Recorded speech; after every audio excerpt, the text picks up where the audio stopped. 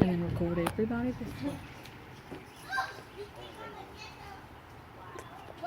Turn the video, record everybody.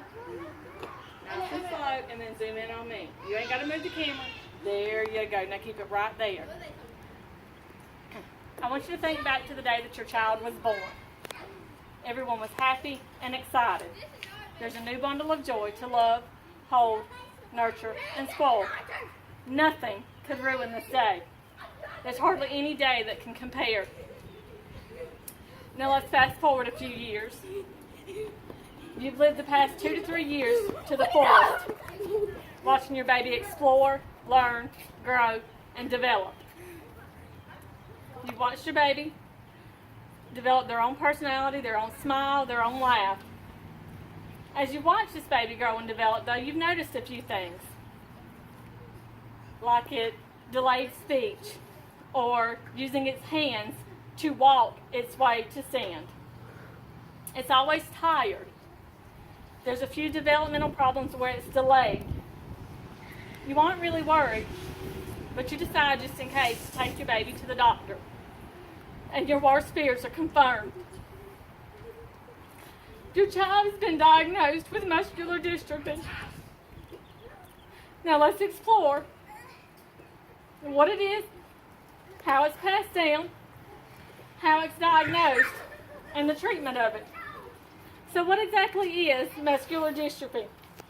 According to Duchenne's.com, it's where the body is missing dystrophin, which is a key protein that protects the muscles as it contracts and relaxes. This is caused by one of your genes missing an exon. Now what does all of that mean? They're okay. Think of it like this. You're putting a puzzle piece together, which is the gene of your body. Each little puzzle piece is an exon. Without that complete puzzle piece for that exon, you do not have a complete puzzle or a complete gene. Without that complete gene, your body doesn't produce dystrophin, which protects the muscles. How can you tell if your child has Duchenne's muscular dystrophy? According to WebMD.com, Duchenne's is passed down on the mother's side of the family. If your family has a history of muscle disorders, you need to seek genetic counseling before having a child, because there is a 25 to 50% chance that you will pass this to your offspring. Mothers and daughters are normally carriers of this disease, while the boys unfortunately actually develop this disease. If the females of the family are carriers, they can exhibit mild symptoms of it, like tiredness, headaches, fatigue, trouble concentrating, according to TakeABreathMD.com. The more this missing gene is passed down, the more likely it is to occur. The boys they will actually develop it, while the females stand a stronger chance of becoming a carrier of this.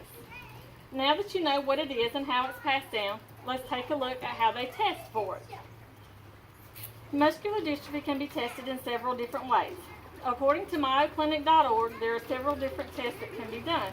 There's a blood enzyme test, an electrocardiography, genetic testing, muscular biopsy, lung, and heart test. What exactly is a muscle biopsy? It's where they take a small portion of the muscle they wish to test. They either cut it out or use a hollow needle and extract that muscle. They test it. If they find variations in that muscle, there is a good chance you have muscular dystrophy. A blood enzyme, they're just basically checking for creatine kinase, which is the enzyme that repairs muscles. They cannot do it if the child or person has had major trauma, because the creatine kinase is trying to repair that muscle. Electromyography is where they use electrodes to determine if the muscle is working correctly or not. They insert a needle to that muscle and they check for its function and ability. Changes in that pattern could result in a positive test. Genetic testing, obviously, because it is a genetic disorder. Electrocardiography and breath tests are done because they are muscles, which is affected by muscular dystrophy.